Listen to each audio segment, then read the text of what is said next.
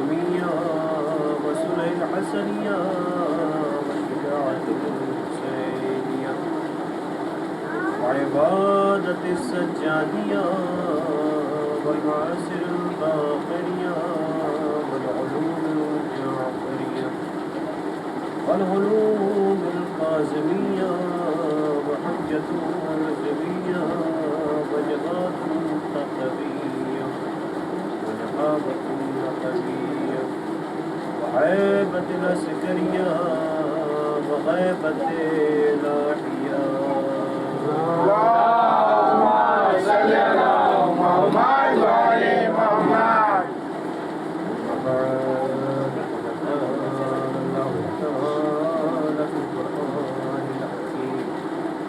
بسم الله الرحمن الرحيم. إن الله اصطفى آدم ونوحا وإبراهيم وآل إبراهيم وعمران وآل عمران على العالمين. صلى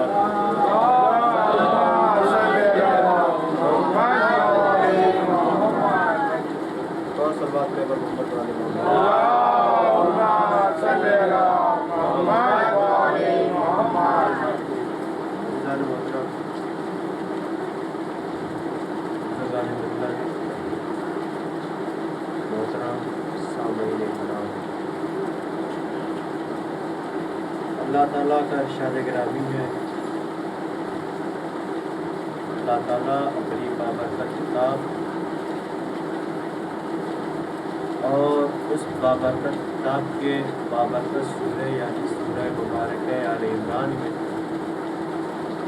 یہ ارشاد فرما رہا ہے ان اللہ اصطفیٰ آدم ونوحا وابراہیم وآل ابراہیم وعمران وآل عمران علی العالمین. بے شک ہم نے انتخاب کر لیا، ہم نے چن لیا اس کا آدم کا، آدم کے بعد نوح کا، نوح کے بعد ابراہیم و آل ابراہیم کا، اس کے بعد عمران و آل عمران کا. کہاں سے؟ علی العالمین، عالمین میں سے.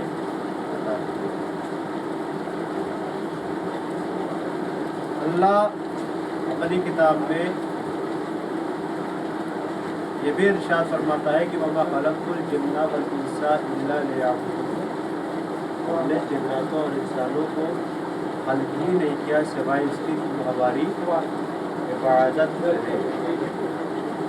اور یہ بھی کہا ہے کہ ہم نے کسی چیز کو بیکار پیدا نہیں کیا، کسی چیز کو آپس پیدا نہیں کیا ہے.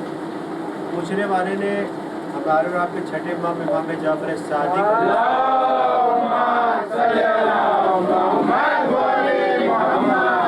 مولا یہ بتائیے کہ انسان، فرشتے، جنات، شیطان سمجھ میں تو آتا ہے کہ کیوں پیدا ہوئے ہیں. انسانوں اور فرشتوں میں تو کچھ لوگ آپ کی عبادت بھی کرتے ہیں. شیطان کا بھی مسئلہ سمجھ میں آتا ہے، لیکن یہ کہ کہاں ہے، کیسے ہے، یہ بھی سمجھ میں آتا ہے. لیکن یہ حشرات الارض جو زمین پر ٹہلتے ہیں، رینگتے ہیں، چلتے پھرتے ہیں زمین پر، اللہ نے ان کو کیوں پیدا کیا ہے؟ ان کو پیدا کرنے کا فائدہ کیا ہے زمین پر؟ خالی لوگوں کو نقصان پہنچاتے ہیں. جو یہ کیڑے مکوڑے ہیں، حشرات الارض جو ہے یعنی زمین پر چلنے والے جو جانور ہیں، زمین پر رہنے والے جو جانور ہیں، اللہ نے ان کو کیوں پیدا کیا؟ تو چھٹے امام نے کہا سنو، اس لیے پیدا کیا کہ زمین سے ایک بخارا نکلتا ہے. ذرا توجہ سے سنیے گا. زمین سے ایک بخارا نکلتا ہے. بخارا یعنی زہریلی ہوا. اب وہ ہوا جب زمین سے نکلتی ہے تو آسمانی ہوا سے جا کے مخلوط ہو جاتی ہے، مل جاتی ہے. اور اللہ نے ان کو بیکار پیدا نہیں کیا. یہ جو حشرات الارض ہے نا، یہ اپنے گھروں سے، اپنی بلوں سے نکلتے ہیں اور صبح کے وقت یہ روز اپنے گھروں سے نکلتے ہیں اور اپنے منہ کو کھول کے وہ زہریلی ہوا جو زمین سے نکلی تھی، وہ بخارا جو زمین سے نکلا تھا، جو آسمانی ہوا میں مخلوط ہو جاتا ہے، تو یہ اپنا منہ کھول کے اس زہریلی ہوا کو اپنے منہ میں لیتے ہیں. پوچھنے والے نے سوال کیا مولا کیوں؟ کہا ارے شکریہ ادا کرو اس حقیقی معبود کا، شکریہ ادا کرو اس رب حقیقی کا کہ یہ اپنا منہ کھول کے زہریلی ہوا اپنے دہن میں لیتے ہیں، یعنی فلٹر کرتے ہیں، ایک ہوا کو دوسرے ہوا سے فلٹر کرتے ہیں۔ امام جعفر صادق نے کہا کہ شکریہ ادا کرو اس رب حقیقی کا کہ جس نے پیدا کیا ان جانوروں کو، اور یہ جو ہے اس زہریلی ہوا کو اپنے دہن میں لیتے ہیں۔ اگر آج یہ جانور نہ ہوتے تو پھر نہ جانے تم بھی کہاں ہوتے، یعنی ہم جو ہوا لیتے ہیں تو پھر بھی وہ زہریلی ہوا ہو جاتی ہے۔ اگر وہ آکسیجن وہ جو زہریلی ہوا زمین سے نکلی تھی وہاں جا کے مل گئی تھی تو وہ بھی جب ہمارے لیے زہریلی ہو جاتی پھر وہ ہمارے اندر آتی، جب ہم ہمارے اندر ہو جاتی تو پھر ہم کب کا چلے گئے ہوتے۔ تو اللہ نے ان کو پیدا کیا ہے تو یہ صبح صبح نکلتے ہیں اور ان زہریلی ہواؤں کو اپنے اندر لیتے ہیں۔ ایک سر بات پڑھے پر محمد والے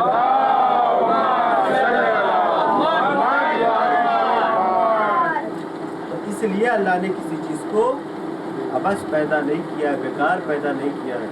دوسرے مقام پہ یہ بھی کہتا ہے کہ وَمَا خَلَقْتُ الْجِنَّ وَالْإِنسَ، ہم نے جناتوں اور انسانوں کو پیدا ہی نہیں کیا سوائے اس کے کہ وہ ہماری عبادت کریں۔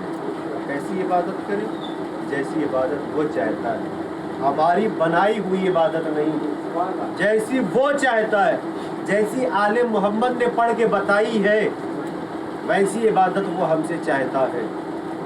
اور اللہ چونکہ آیت بھی وہی ہے کہ بے شک ہم نے آدم کا انتخاب کیا، آدم کے بعد نوح کا انتخاب کیا۔ تھوڑا سا اس سلسلے پہ بھی گفتگو ہو جائے، تشریح بھی ہو جائے کہ جناب آدم کا انتخاب کیوں کیا، کوئی کوالٹی تو ہوگی جناب آدم کے اندر، قربانیاں دی ہیں جناب آدم نے، اس لیے انتخاب کیا ہے پہلے جناب آدم کا، جو سورہ آل عمران ہے جس میں جناب آدم کا پہلے انتخاب کیا ہے۔ نہ جانے کتنے سال تک جناب آدم کا پتلا بنا کے رکھا گیا، نہ جانے کتنے سال تک وہ مٹی جو گئی تھی وہاں سے، عدیم الارض جس کو کہا جاتا ہے، وہ مٹی جب وہاں پہ گئی تو نہ جانے کتنے سال تک خمیر کر کے اس مٹی کو رکھا گیا، سالوں گزر گئے۔ پھر اس کے بعد جب روح پھونکنی ہوئی، روح ڈالنی ہوئی اس مجسمے میں، اس پتلے میں، تو اللہ نے کہا یاد رکھنا جیسے ہی میں روح ڈال دوں، روح پھونک دوں، سب کے سب سجدے میں چلے جانا۔ اور وہی ہوا کہ سب کے سب سجدے میں چلے گئے لیکن سوائے ابلیس کے۔ تو اللہ نے پوچھا بھیا تو نے سجدہ کیوں نہیں کیا، میں نے سجدہ کیوں نہیں کیا؟ تو کہا میں سجدہ کیوں کروں، میں نے تو تیری ایسی عبادت کی ہے کہ تو خود کہتا ہے، اور فرشتوں میں رہ کے میں نے نہ جانے کتنے ہزار سال تک تیری عبادت کی ہے، ایک سجدہ میں نے نہ جانے کتنے ہزار سال میں ادا کیے ہیں، اب میں کیوں سجدے میں جاؤں، اس کے سامنے کیوں جھکوں؟ کیونکہ میں ہوں افضل۔ آگ ہوتی ہے، میں آگ سے بنا ہوں، آگ ہوتی ہے افضل اور مٹی ہوتی ہے مفضول۔ جب یہ بات، اچھا دیکھیے شیطان کی کئی پہچان ہے۔ شیطان کی ایک پہچان یہ ہے کہ اپنے سامنے کسی کو جھکنے نہیں دیتا اور کسی کے سامنے جھکتا نہیں ہے۔ شیطان کی ایک پہچان یہ کہ آپ کو بہکاتا بھی ہے، آگے سے بھی بہکاتا ہے، پیچھے سے بھی بہکاتا ہے۔ شیطان کی ایک پہچان یہ ہے کہ آپس میں لڑاتا بھی ہے۔ ہاں، شیطان کی ایک پہچان یہ بھی ہے کہ میاں بیوی میں جھگڑا بھی ڈالتا ہے۔ شیطان کی ایک پہچان یہ بھی ہے کہ دوست میں لڑاتا ہے۔ یہ سب پہچان ہے شیطان کی، ذرا اس پہچان کو اپنے ذہن میں رکھ لیجئے گا۔ اور پہچان بتاؤں، شیطان کی ایک پہچان یہ بھی ہے کہ وہ کسی کا سجدہ بھی نہیں کرتا ہے، اور سب سے بڑی پہچان شیطان کی یہ ہے کہ سامنے مٹی رکھ دو تو مٹی پہ سجدہ بھی نہیں کرتا۔ سلوات پڑھے پر محمد والے محمد، اور سلوات پڑھے پر محمد والے محمد۔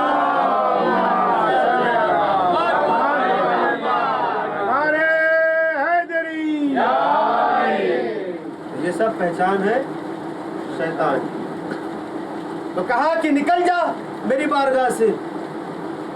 بتاؤں گا بارے کیا تجھے پتا نہیں تھا کہ آگے چل کے یہ تیرے خلاف ہونے والا ہے؟ ابھی تیرے ساتھ ہے، تیری پارٹی میں ہے، آگے چل کے یہ تیرا مخالف ہو جائے گا، تیری اپوزٹ ہو جائے گا، تو اپنا نمائندہ بھیجے گا تو تمہارے نمائندے کے خلاف ہو جائے گا۔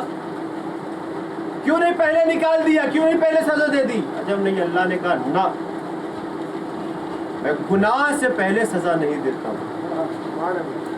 जब किसने किया फिर मैंने निकाला। उसने कहा कि भैया अब तुम निकलो यहाँ से। तो उसने कहा और ये वादा करके आया कि मैं तुम्हारे बंदों को बहकाऊंगा, आगे से भी पीछे से भी। बारे अल्लाह ने कहा कि जब जो मेरे मुखलिस बंदे होंगे वो नहीं बहकेंगे, जो बहकने वाले होंगे वो बहकेंगे। बहरहाल जनाब आदम ने कुर्बानियाँ दी हैं। फिर उसके बाद वो मसला भी हुआ कि उन्होंने उस फल को भी खाया जो फल जो दरख्त सिर्फ मोहम्मद वाले मोहम्मद के लिए मखसूस था और मना किया गया था कि फला दरख्त के करीब मत जाना।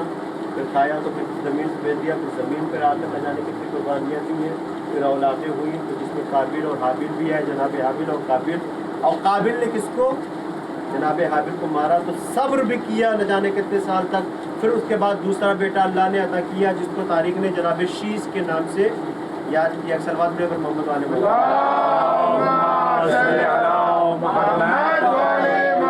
इन सब कुर्बानियों को देखते हुए अल्लाह ताला ने कहा इन्नल्लाहु इस्तफ़ा आदम, हमने इंतखाब किया है आदम का।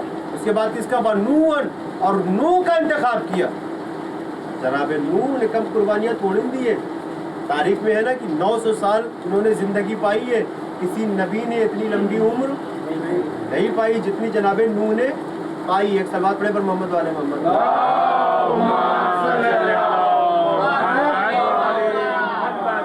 आप थोड़ा सा इधर हो जाइए क्योंकि आप एकदम सीधे सीधे बीचों बीच माइक किए हैं। एक सवाल पड़े पर मोहम्मद वाले। सबसे ज्यादा जिंदगी अगर किसी ने पाई है तो जनाबे नूह ने। क्यों इंतखाब किया जनाबे नूह का? अच्छा, पूछने वाले ने जनाब नूह से पूछा कि या नबी अल्लाह, आपने 900 साल जो है उम्र पाई है, आपको कैसा लगा?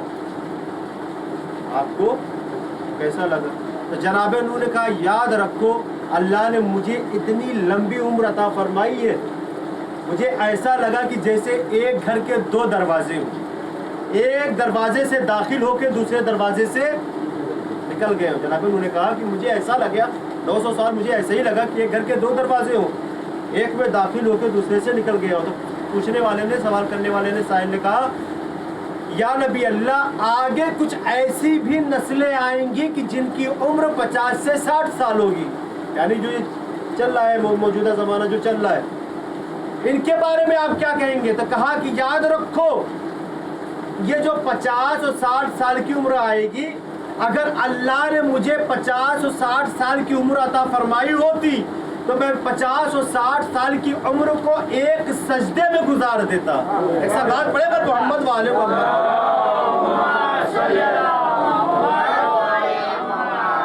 एक सजदे में गुजार देता।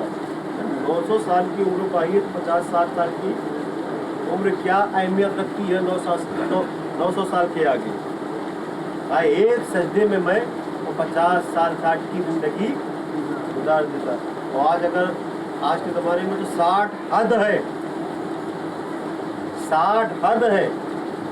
वहाँ तक पहुँचते पहुँचते तो क्या क्या कैसी कैसी बीमारियाँ लग जाती हैं। बहरहाल देखते मोहम्मद वाले मोहम्मद, अल्लाह सबको अपनी हिफाजत में रखे। तो सवाल पड़े पर मोहम्मद वाले मोहम्मद। तबलीगें की है जनाब नूह ने, और ऐसी तबलीग, थोड़ा सा ये मजलिस भी आप सुनते हुए चले, क्योंकि जो आयत है, आयत में जनाब आदम का भी तस्करा है, जनाब नूह का भी तस्करा है, इब्राहीम व आले इब्राहीम का भी तस्करा है। तो ऐसा ना हो कि मौलाना ने सारे नबियों को छोड़ के सिर्फ इमरान का तस्करा किया और आले इमरान का तस्करा किया, ये भी सुनते हुए चले।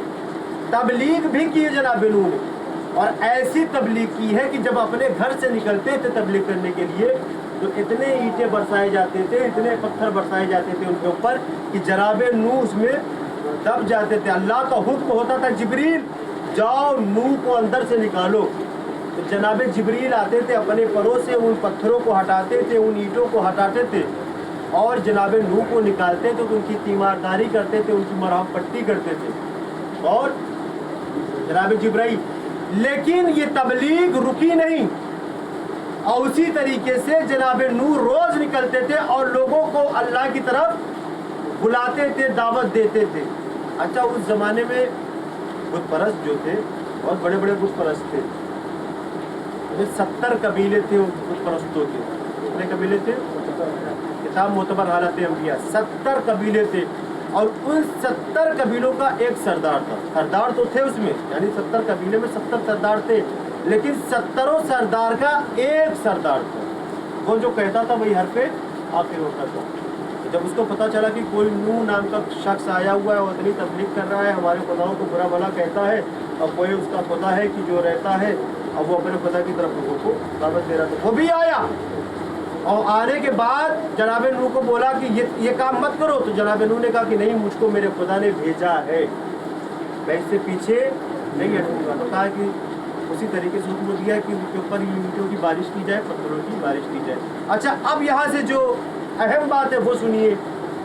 उस सरदार की एक बेटी थी जिसको तारीख ने अमूरा के नाम से याद किया है। इसके नाम से, अमूरा के नाम से याद किया है। उसके दिल में नूह के खुदा के लिए मोहब्बत जागी।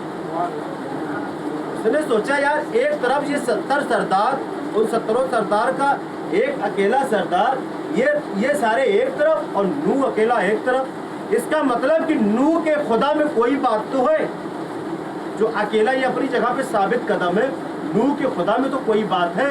भले उसका खुदा दिखाई ना दे, लेकिन इसके खुदा में कोई बात तो है, कोई क्वालिटी तो है कि जो नूह अपने खुदा को, अपने खुदा के नाम पर खड़े हैं, कि डरने का नाम नहीं ले रहे।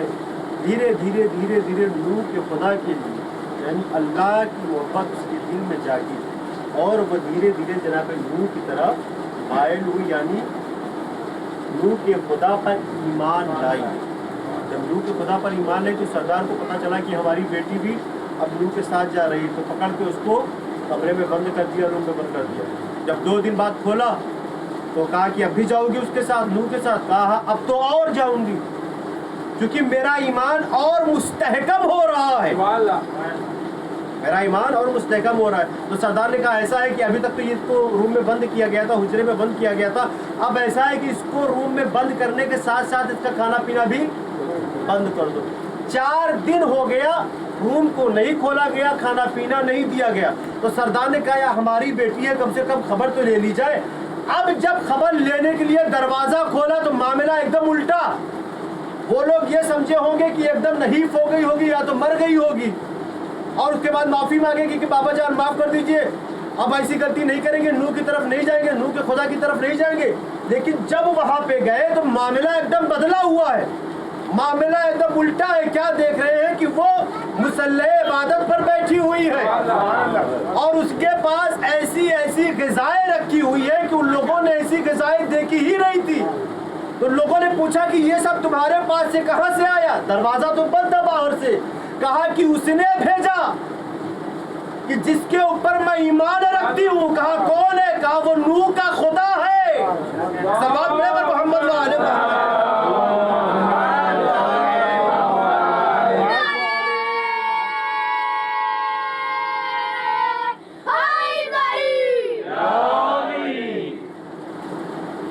फिर उसके बाद अल्लाह का हुक्म हुआ कि नूह, उस लड़की से तुम आंख कर दो, उससे तारीख जब आगे बढ़ती है तो आपको ये भी पता होगा। देखिए हम उधर नहीं जाएंगे क्योंकि वो फिर वो लंबी बहस है, लंबी फसल है। इंशाल्लाह आगे की मजलिस में अर्ज़ करेंगे। तारीख तो ये भी लिखती है ना कि जब तूफान नूह आया तो एक बीबी थी, जनाब नूह उसको भी बुला रहे थे, आ जाओ कश्ती में सवार हो जाओ, कश्ती में सवार हो जाओ, आज कोई तुम्हें नहीं बचाएगा। तो क्या कहती थी? पहाड़ की चोटी पे चले जाएंगे। बेटा कनान जो उसी बीवी से था वो भी कहता था कि नहीं नहीं हम वहाँ पे चल जाएंगे और हमारी जान बच जाएगी। ये भी नबी की बेटी थी, नबी की बीवी थी। उमूरा भी नबी की बीवी थी, लेकिन किरदार में फ़र्क है। वो उमूरा का किरदार ऐसा था कि वो नबी के साथ थी, इसका किरदार ऐसा था कि ये तूफान में चली गई। तो ये नबी के घर की बीवियां हैं। जब आप किरदार देखेंगे तो आखिरी नबी के ज़माने में भी बीवियां थीं, उनकी भी बीवियां थीं, लेकिन कुछ का किरदार इतना बुलंद था कि लोगों ने मलिकतुल अरब कह दिया। अब कुछ का किरदार इतना पस्त था कि लोगों ने न जाने क्या क्या लक़ब दे दिया। एक सलवात पढ़े पर मोहम्मद वाले मोहम्मद।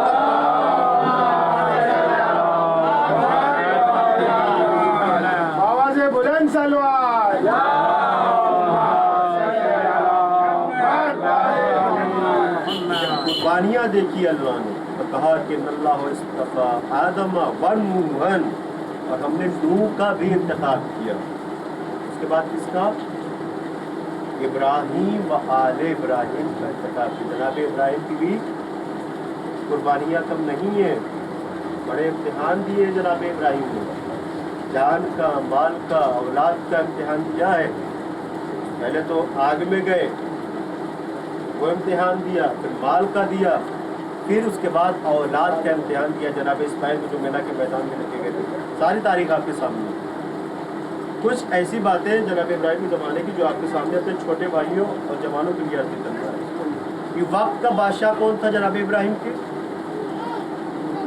नमरूद था ना। नमरूद बादशाह नहीं, वो अपने आप को खुदा कहता था।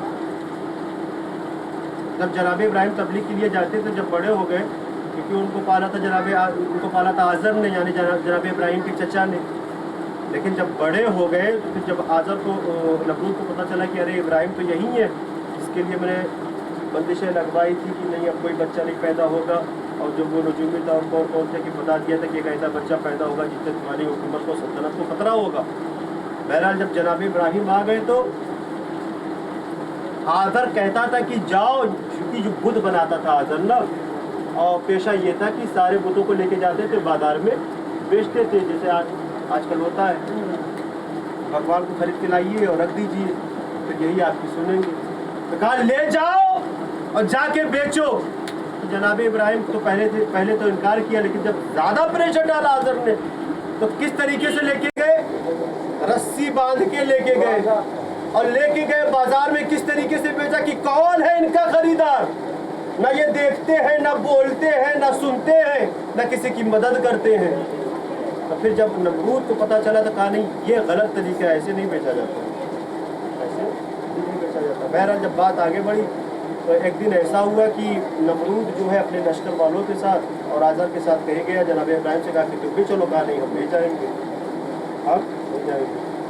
जब सब चले गए तो जनाब इब्राहीम उस जगह पे गए जहाँ पे सब छोटे बड़े बैठे हुए थे, जहाँ पे सब छोटे बड़े बुत रखे हुए थे, बैठे नहीं हुए थे, रखे हुए थे।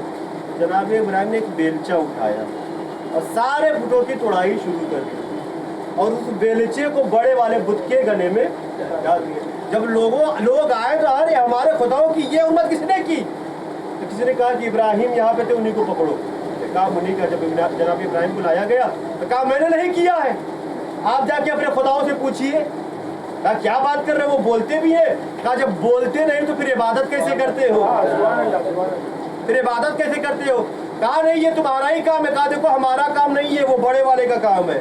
और देखो उसने अपने गले में बेलचा भी पहना है। एक सलवार पड़े पर मोहम्मद वाले।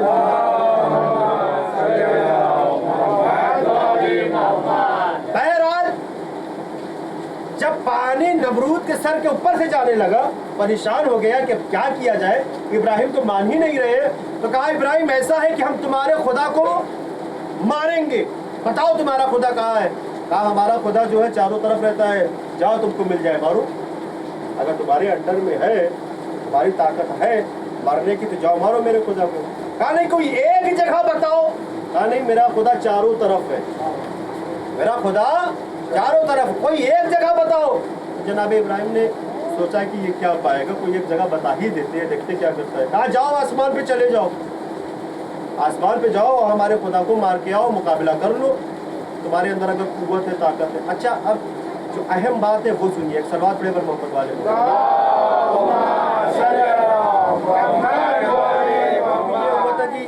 मौलाना साहब जिनके साथ इब्राहिम नबियों का भी तस्करा, तो नबियों का तस्करा तो छूट गया और इमरानी का तस्करा हो गया। तुमने कहा आज सुन लीजिए, नबियों का भी तस्करा हो जाए।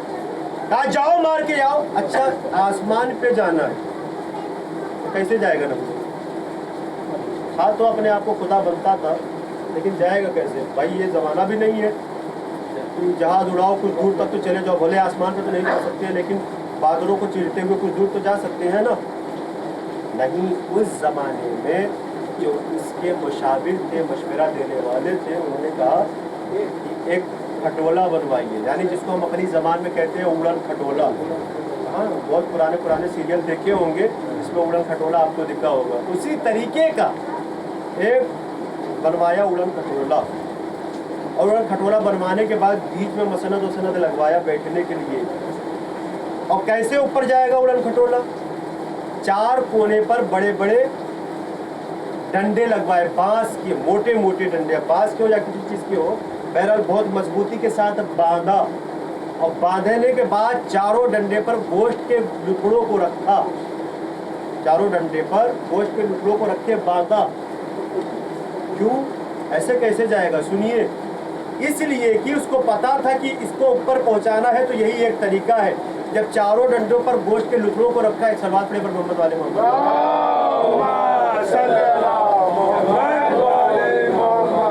और सलवात पढ़े पर मोहम्मद वाले। बहरहाल आप हमारी तरफ मुतवज्जे रहे। जब बांधा, खुद आके बैठ गया। अब हुक्म दिया कि वो जो भूखे करगस है, जो भूखे करगस है उनको लाया जाए, उनको छोड़ा जाए। करगस किसे कहते हैं? अरे छोटे भाइयों के लिए बोल दूं, करगस बोलते हैं गिद्ध को। अब पहुंच गए ना? गिद्ध जो एकदम ऊपर आसमान में उड़ता है, बहुत दूर तक उड़ता है। उसको बुलाया और बुलाने के बाद कहा कि डंडे की नीचे वाले हिस्से पर बांधो। जब भूखे करगस गोश्त की चाहत में अपने परों को मारेंगे और कोशिश करेंगे, चारों कोने पे 4 करगस तो कोशिश करेंगे गोश्त की पाने की, तो उसी तरीके से ये उड़न खटोला जो है उड़ता चला जाएगा। अब वो अपनी कोशिश करते रहेंगे, उड़न खटोला उड़ता चला जाएगा। अब इस तरीके से वो आसमान में चला गया को नमरूद, इसके इब्राहिम के खुदा को मारने के लिए। बहरहाल जब एक बहुत बुलंदी तक पहुंचा तो उसको वहशत तारी हुई। मारना था, मारने निकला था किसके? इब्राहिम के खुदा को। लेकिन जब वहशत तारी हुई ना, तो कहा ऐसा है कि जो डंडा है उसको नीचे घुमा दो, यानी गोश्त का लुटा जो है नीचे आ जाएगा। अब ये होगा कि फिर उसके लिए वो गिद्ध जो ऊपर उड़ रहे थे वो नीचे उड़ने लगेंगे, तो फिर इसी तरीके से वो गोश्त का लुटा नीचे चला जाएगा और उड़न खटोला नीचे आ जाएगा। सलवात पढ़े पर मोहम्मद वाले मोहम्मद। ये पहली कोशिश उसकी नाकाम रही। जनाब इब्राहिम से मुलाकात हुई तो जनाब इब्राहिम ने कहा क्या हुआ? वही मेरे खुदा से मुलाकात। कहा बहुत ढूंढा लेकिन तुम्हारा खुदा मिला ही नहीं। कहा झूठ बोल रहे हो। कहा क्या झूठ बोल रहा हो? कहा तुमको डर होने लगी थी, तुमको डर होने लगी थी इसलिए तुम वापस आए। कहा नहीं, अब मुकाबला करूंगा, जमीन पे बताओ कि तुम्हारा खुदा कहाँ पे मिलेगा। चलो तुम्हारे खुदा का कोई ऐसा लश्कर है कि जो हमारे लश्कर से मुकाबला कर सकता है? जनाब इब्राहिम ने कहा कि अगर लश्कर से लड़ना चाहते हो तो फला दिन फला मैदान में आ जाना, फला दिन फला मैदान पर आ जाना। अब सुनिए, ये बच्चों के लिए, फला दिन फला मैदान पर आ जाना। अब जब वहां पे पहुंचे जनाब इब्राहिम, तो नमरूद अपने लाओ लश्कर के साथ पहुंच गया और ललकार के कहा कि इब्राहिम तुम्हारे खुदा का लश्कर कहाँ है? कहा बस रुको, मेरे खुदा का लश्कर आ ही रहा है। फिर उसके बाद नमरूद क्या देखता है? एक घंघोर घटा, जिसको कह दिया जाए एक काली आंधी। जरा तवज्जो से सुनिएगा, एक काली आंधी सामने से आ रही है। जब वो नजदीक आई तो सारे के सारे मच्छर थे, सारे के सारे मच्छर थे। नमरूद ने कहा ये क्या? कहा यही मेरे खुदा का लश्कर है, पहले इनसे मुकाबला करो फिर मेरे खुदा से मुकाबला करना। कहा कि इससे कैसे मुकाबला करेंगे? कही यही हमारे खुदा का लश्कर है। अच्छा भैया, वहाँ तीर नेज़ा मच्छरों के ऊपर कहाँ से असर करेंगे? इतने पतले पतले होते उड़ के किधर निकल गए पता भी नहीं चला। हमने उनका नेज़ा भी बेकार गया, उनका तीर भी बेकार गया। अब सुनिए, जो मच्छरों का सरदार था, बड़े जिम्मेदारी के साथ पढ़ रहा हूँ, जो मच्छरों का सरदार था वो नमरूद की नाक में घुसा और नाक में घुस के कहाँ पहुँच गया? दिमाग में पहुँच गया। यानी उसने नमरूद का जीना दुश्वार कर दिया। जब तक नमरूद था वो उसके दिमाग में काटता था, और जैसे ही काटता था तो नमरूद अपने दिमाग को अपने सर पे थपकी मारता था। हालत ये हो गई कि एक दाहिनी तरफ एक बाईं तरफ नमरूद अपने 2 आदमियों को लेकर चलता था, और जैसे ही वो सरदार मच्छरों का सरदार काटता था अपने दोनों आदमियों को हुक्म देता था कि मेरे सर पे मारो। और इसी तरीके से नमरूद की मौत हो गई, वासिले जहन्नम हो गया। ये कुर्बानी दी थी जनाब इब्राहिम ने।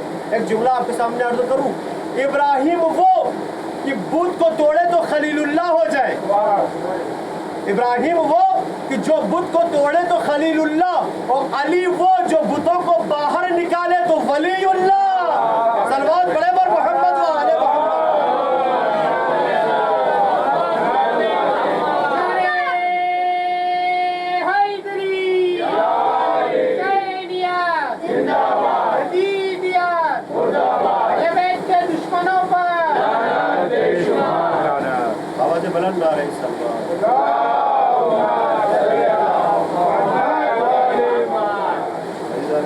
जब जनाब इब्राहीम अपने इम्तिहान में पास हो गए, इम्तिहान दिया जान का, माल का, औलाद का, तब वहाँ पे अल्लाह ने ये आयत आगे बढ़ी, हमने फिर इंतखाब किया इब्राहीम व आले इब्राहीम। अच्छा, तो अहम बात है वो भी मैं बताता चलूँ कि जब जनाब इब्राहीम आग में डाले गए तो जितनी मखलूक खुदा ज़मीन पर थी सब परेशान थी, अल्लाह के नबी को कैसे बचाया जाए, अल्लाह के नबी को कैसे बचाया जाए।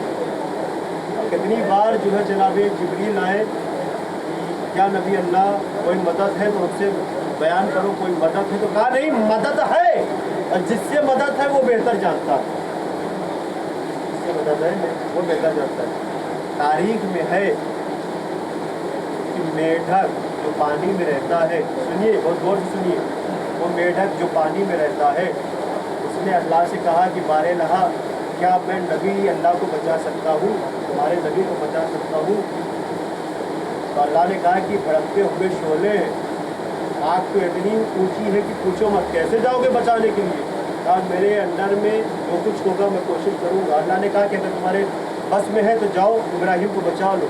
वो मेढक अपने मुंह में पानी लेकर निकला और आग के करीब गया, बुझाने की कोशिश की और उस बुझाने के चक्कर में एक हिस्सा जल गया, यानी मेढक के जिस्म का एक हिस्सा जल गया, जिसको आज उसकी शक्ल जो है थोड़ा सा वैसी हो गई। और उसके बाद जब उसकी नस्ल आगे बढ़ी तो सब वैसे ही पैदा हुए, इसको बोल दिया जाए तिनकुन्ना, लेकिन ऐसा नहीं था वो, इसीलिए वो इस तरीके का हो गया। अच्छा, वो दूसरी मखलूक जिसको हम दीवारों पे अपने घरों में देखते हैं, जिसको छिपकली के नाम से याद करते हैं, इसका काम ये था कि ये आग के पास आई थी और आग को फूंक मार रही थी, आग को फूंक मार रही थी। क्यों? ताकि आग के शोले और भड़के और इब्राहीम जल जाए।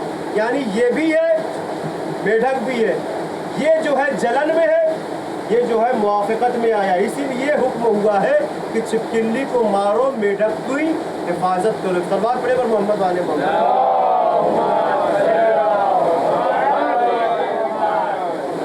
जब कुर्बानियाँ अल्लाह ने देखी तो कहा कि हमने इब्राहीम व आले इब्राहीम का इंतखाब किया। उसके बाद किसका इंतखाब किया? इमरान व आले इमरान अलल आलमीन, इमरान व आले इमरान का इंतखाब किया, जो मुसलसल आपने 5 मजलिस में इमरान व आले इमरान का तज़किरा सुना है।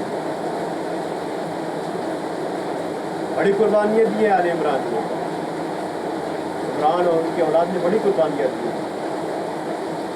और जब अदबी मर्तबा नबियों के सरदार रसूल खुदा मोहम्मद अरबी इस दुनिया में तशरीफ़ लाए तो वहाँ का माहौल क्या था? मक्के का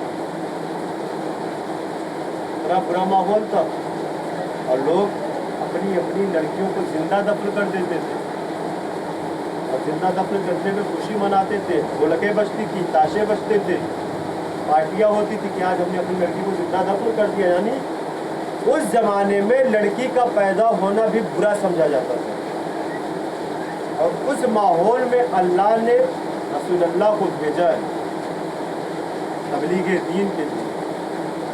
जाओ तबलीग करो और लोगों को राह रास्त पर लेकर आओ, बताओ कि सिरात मुस्तकीम है क्या। और रसूलुल्लाह ने उस माहौल में तबलीग की है।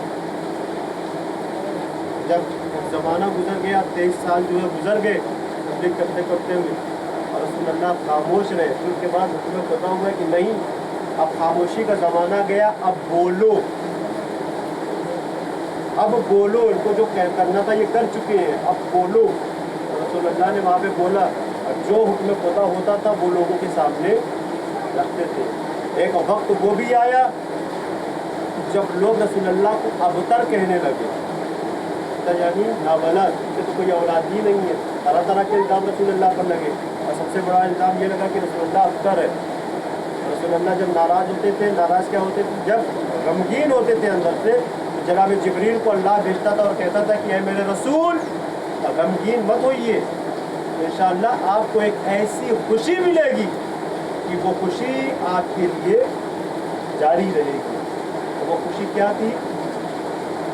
20 जवादी सानिया जो तारीख है ना, जिसको हम खुशी मनाते हैं, यानी जनाब फातिमा जहरा की शक्ल में रसूलुल्लाह को वो खुशी मिली। सलवात पढ़े पर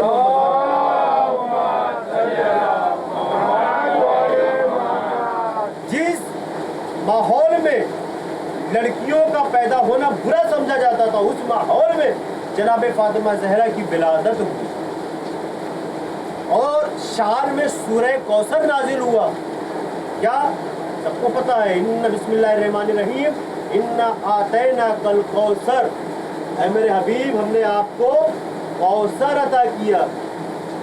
बस आपके लिए ये है कि आप कुर्बानियाँ पेश करिए, इंशाअल्लाह आपका दुश्मन जलील व खार होगा, आपका दुश्मन अबतर होगा।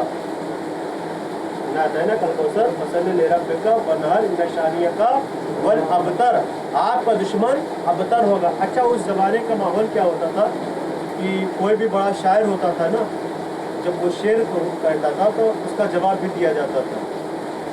क्या जवाब भी? मक्के में एक शायर था, देखिए वो नाम हमारे जहन से निकल गया। बहरहाल मैं आऊँगा तो अगर याद आ गया तो फिर बता देता हूँ, नहीं तो कल की मंजिल में शायर का नाम बताता हूँ। वो शायर ऐसा था, यानी बुजुर्ग शायर था, और कोई नया शेर कहता तो फिर जाके उससे इस्लाह करवाता था कि ज़रा आप देख लीजिए कि कैसा है। जब ये सूरा नाजिल हुआ है तो हुक्म खुदा से इस सूरे को काबे की दीवार पर लगाया गया, और लोग पढ़ते तो कहते थे कि वाह क्या शेर है, क्योंकि अरबी में नाजिल हुआ था। अगर आप लतीफ़ काफ़िए के साथ भी देखेंगे तो कैसे, इन्ना आतैना कल कौसर फसल्लि लिरब्बिका वनहर इन्ना शानियका हुवल अबतर। जब लगाया गया तो लोग परेशान कि ये किसने शेर कहा, ये किसने शेर कहा। तो उस शायर तक ये खबर पहुंची कि चलो चल के जवाब दो, यानी तुमसे बड़ा भी कोई शायर आया है कि जिसका शेर काबे की दीवार पर लग गया है। अब जैसे ही वो अपने चाहने वालों के साथ वहाँ पे आया और सूरे कौसर को उसने देखा, पढ़ा, उस पर लिखा हुआ था इन्ना आतैना कल कौसर फसल्लि लिरब्बिका वनहर इन्ना शानियका हुवल अबतर। देखने के बाद गौर व फिक्र करने लगा। लोग कहने लगे अरे कुछ तो जवाब दीजिए। कहा क्या जवाब दूं? अरे इसका कोई जवाब नहीं है। कहा क्यों? कहा कि ये कलाम किसी बशर का कलाम नहीं है, ये किसी और का कलाम है। सलवात पढ़े पर मोहम्मद वाले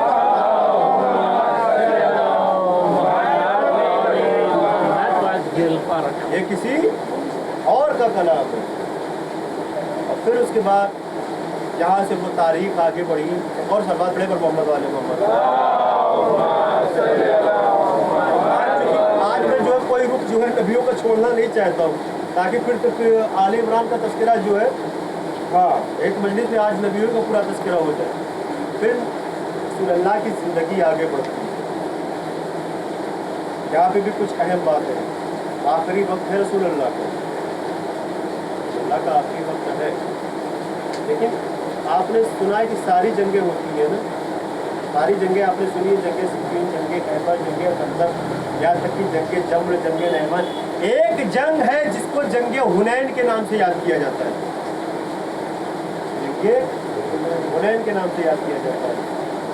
वो सुबह के वक्त लड़ी गई है, यानी जो सुबह की सफ़ेदी होती है, जो पहला उजाला जो होता है वो उसमें लड़ी गई है जंगे हुनैन। हुआ क्या था कि कबीले बनी सकीफ जो बड़े ख़तरनाक लोग थे, और हुनैन जो है एक जगह का नाम है जो मदीने से 40 मील के फासले पर था हुनैन, और वहाँ पर रहते थे कबीले बनी सकीफ के लोग जो बड़े ख़तरनाक थे।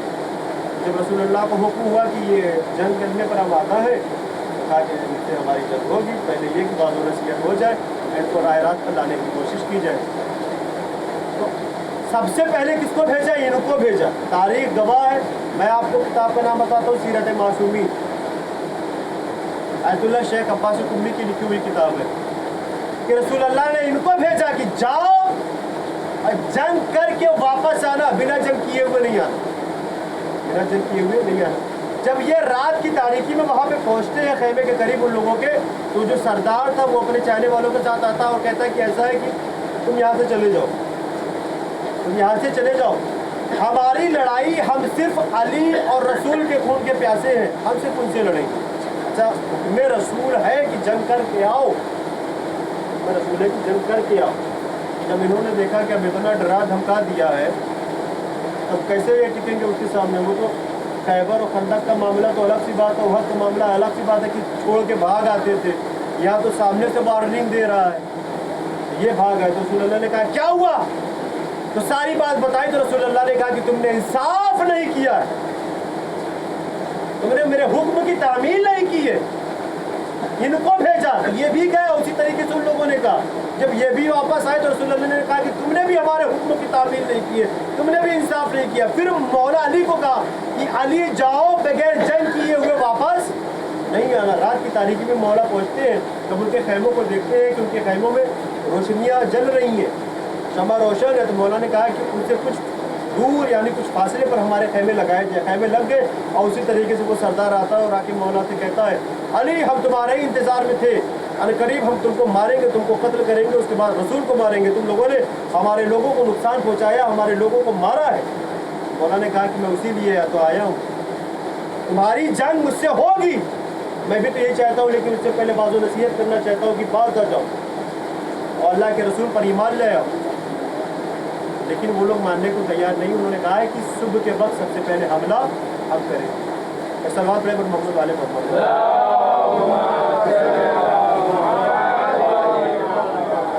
ऐसा लग रहा है कि आप बोर हो गए।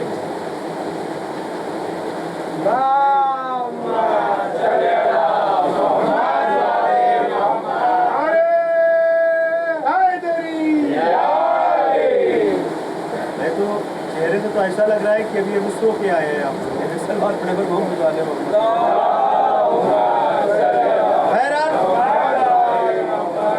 बेदार हो जाइए और जो बेदार है उनको हमारा सलाम। कहा कि जंग होगी, वो कह के चले गए, डरा के चले गए, धमका के चले गए। मौला अली ने अपने लश्कर वालों से कहा कि सबसे पहले सुबह हम हमला करेंगे और नमाज फजर के बाद हमारा ही हमला होगा। अब वो चूंकि वो पथरीला इलाका था, हुनैन जो है सारा पथरीला यानी वो पत्थर वाला इलाका था और बड़ी सख्त ज़मीन थी वहाँ पे, सब पथरीला इलाका था। अब वो घोड़े जो निकले दौड़ते हुए, अब वो जो तलवारें निकली और जो सिपाहियों ने जंग की है, तो अल्लाह ने भी इस जंग के लिए कसीदा पढ़ा है। सूरे भूल गए, सूरे का नाम सूरे बलादियात, सूरह बलादियात, जिसमें अल्लाह ने कसम खाई है, कसम है उन घोड़ों की कि जिनके पाँव से चिंगारियाँ निकल रही थी, कसम है उन तलवारों की कि जिन तलवारों से लहू टपक रहा था, कसम है उन सिपाहियों की कि जो लड़ रहे थे। तो ये वही जंग ये हुनैन है कि जिसमें मौला अली ने ऐसी जंग की है कि अल्लाह ने इस जंग के लिए कसीदा पढ़ा है और इसकी शान में सूरह बलादियात को भेजा है। एक सलवात पढ़े पर मोहम्मद वाले। जब फतह करके मौला अली वापस आए तो रसूल अल्लाह दौड़ के जाके मौला से गले मिल गए और अली को शाबाशी दी। क्या रसूल अल्लाह आप दौड़ के गले क्यों मिले? कहा ये जंग ही ऐसी थी, वो इतने खतरनाक लोग थे। और रसूल अल्लाह ने बता दिया कि याद रखना, यानी गले मिल के बता दिया कि वसी रसूल कौन होता है। अपनी जिंदगी में बता दिया कि अगर मेरा कोई वसी है तो वो सिर्फ अली इब्ने अबी तालिब है। सलवात पढ़े पर मोहम्मद वाले।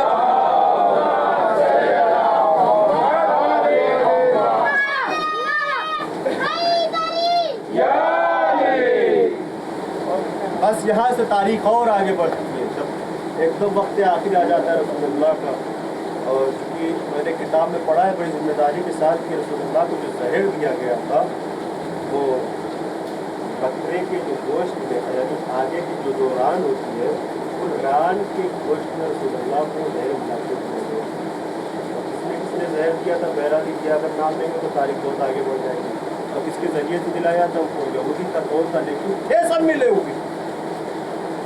अब वक्त आखिर है, रसूलुल्लाह बिस्तर पर लेटे हुए अपने आराम फरमा रहे हैं। इन्होंने देखा, इनकी बेटी ने देखा कि रसूल अब मस्जिद नबवी में नमाज नहीं पढ़ा सकते। इन्होंने हुक्म दिया कुछ लोगों, जाओ मेरे बाबा से कह दो कि आज रसूल मस्जिद में नहीं पहुंच पाएंगे, आज नमाज जमात आप अदा करवाइए। तो इन्होंने बोला ही, और इनकी बेटी ने भी बोला कि ये भी तो ज़ौजे रसूल बनी थी। इनकी भी बेटी ने अपने बाबा के पास मैसेज भिजवाया कि जाके मेरे बाबा से बोलो कि आज रसूल मस्जिद में नहीं पहुंच पाएंगे। नमाज जमात आप अदा करवाइए।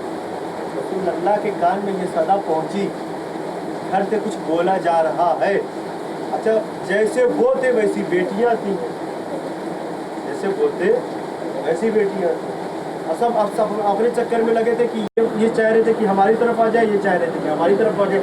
रसूल अल्लाह को जैसे ही पता चला कि घर से कुछ मैसेज गया है, कुछ पैगाम गया है, फौरन उठे हैं अपने बिस्तर से और किसी तरीके से असा का सहारा लेते हुए मस्जिद नबवी में पहुंचे। तो क्या देखते हैं कि वो शख्स एकदम करीब था कि नमाज जमात अदा कराए या नमाज जमात अदा कर रहे थे। तो रसूल अल्लाह ने वहाँ पर आए और आने के बाद उनको हटाया और हटाने के बाद लोगों से मुखातिब हुए कि जिन लोगों ने नमाज शुरू की थी वो नमाज तोड़ के मेरे पीछे फिर से नमाज पढ़े।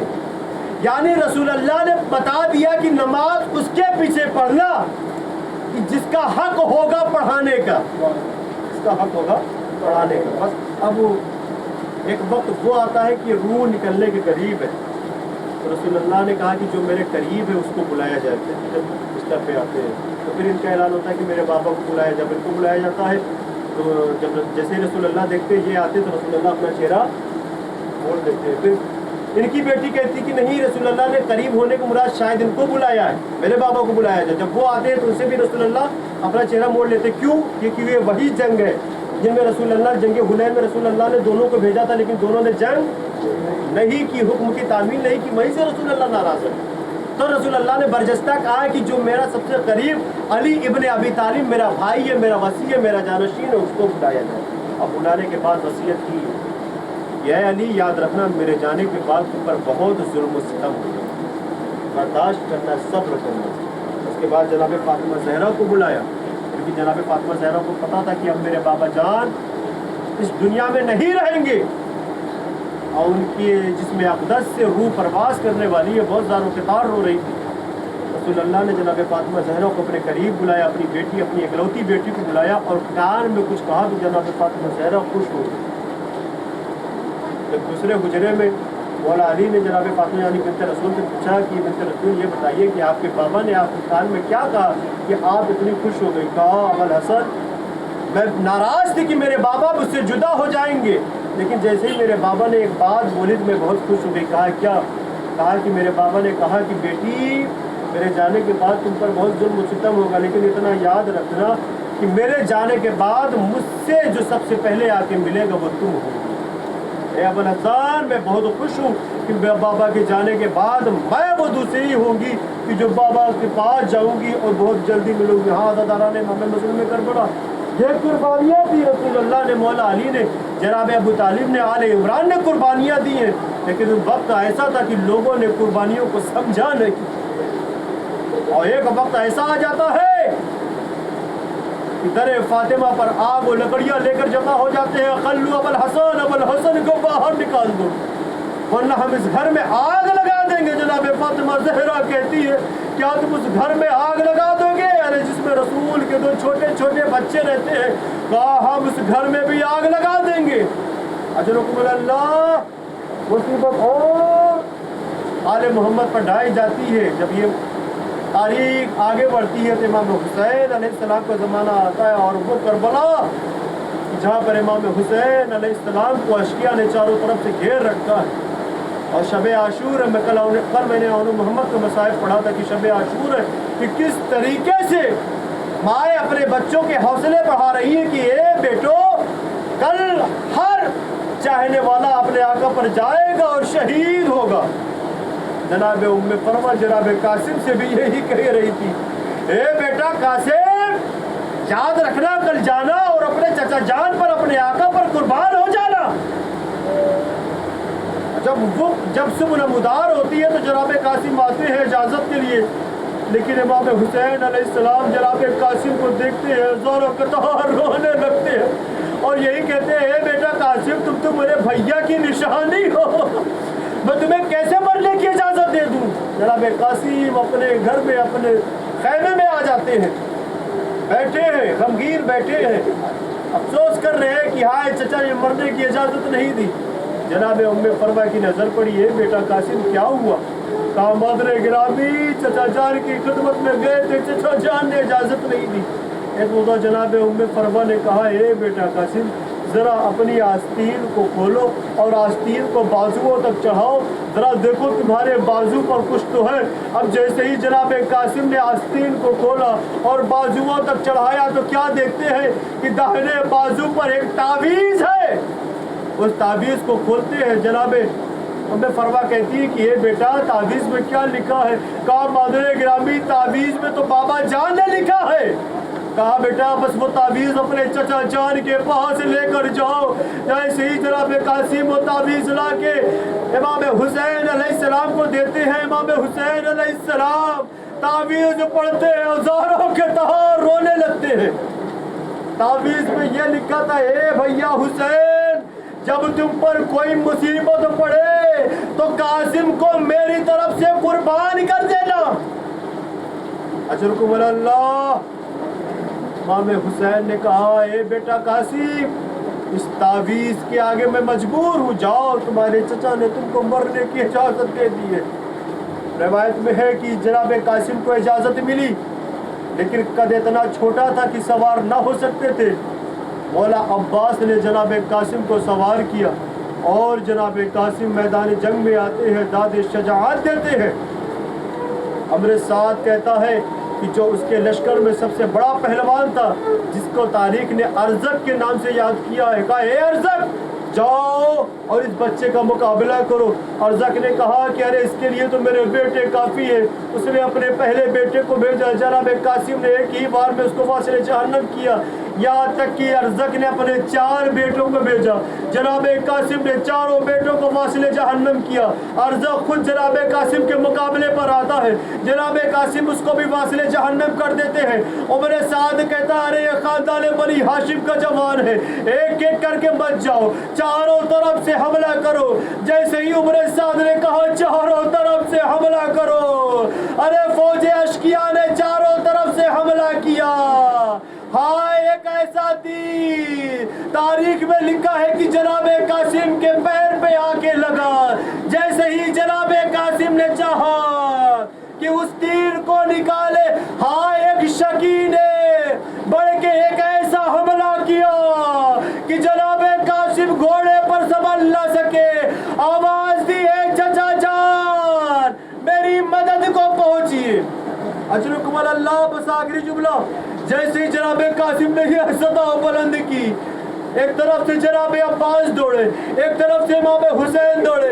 ارے فوج اشقیاء نے دیکھا کہ ایک طرف سے حسین ایک طرف سے عباس آ رہے ہیں۔ اب فوج اشقیاء کا یہ عالم تھا کہ کچھ فوج اشقیاء ادھر تھی، کچھ فوج اشقیاء ادھر تھی۔ ارے جناب عباس جو حسین کو آتا دیکھ کر فوج اشقیاء میں بھگدڑ مچ گیا۔ ارے ادھر کی فوج ادھر، ادھر کی فوج ادھر، بیچ میں جناب قاسم کا لاشا پامال ہو گیا۔